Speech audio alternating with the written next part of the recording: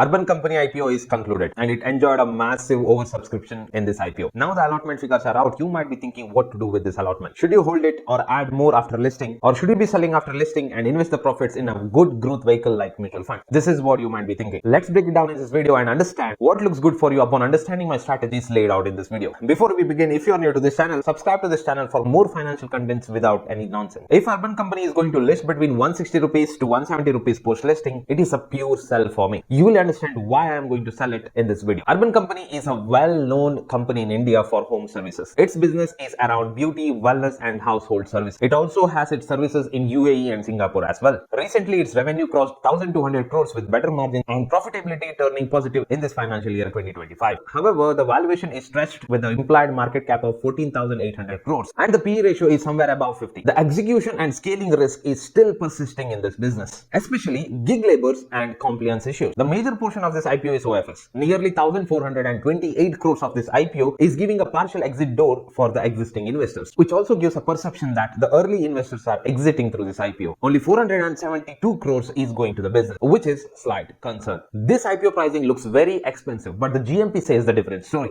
The GMP has soared to 66%. Current GMP is at around 66 rupees over and above the issue price of 103, which suggests a strong listing gain. But we cannot rely on that. Even though knowing that fact, if we take the GMP as a consideration, this IPO is set to list somewhere between 160 rupees to 170 rupees, which is almost 66% premium over and above the listing price, which also inflates the valuation by 50% from the issue price. The valuation must justify the price going forward, either by good profit margins or revenue growth, or by a very good correction which brings back the valuation back to the fairly valued zone. So here is my listing day strategy. The valuation is high. The GMP is also very high. If this IPO is going to list at 160 rupees to 170 rupees, and given that the institutions has given invest under caution tag to this IPO, I feel it is better for me to sell this IPO and book the profits and invest in the mutual fund. Or I can use another strategy, keeping a stop loss which is 5% below the listing price and trailing the prices if the momentum is very favorable. I do not want to lose any gains from this IPO. So trailing 5% from the listing price at any levels which is listing above 140 rupees is the ideal choice for me. I'll be using this strategy and trail the profits until it hits my stop loss. Our goal is to make money, not to hold every IPO what we get. If I am a new buyer who did not got an allotment, I would not buy this IPO at this price levels. I would wait for a correction or look for better opportunities going forward. My point here is that to book the profits and invest that money in mutual funds for growth. If you are unaware or new to mutual fund investing, if you do not understand how to invest in mutual funds, follow the link given in the description and the comment section and join my investor community. You can also join my mentorship program, link given in the description and the comment section. Let me know what you think about this IPO and what is your strategy on the listing day. Comment your strategy in the comment section. Like this video and subscribe to my channel. Share this video with someone who has got the allotment and thinking what to do with this IPO. Let's meet again in another video. Thank you for watching.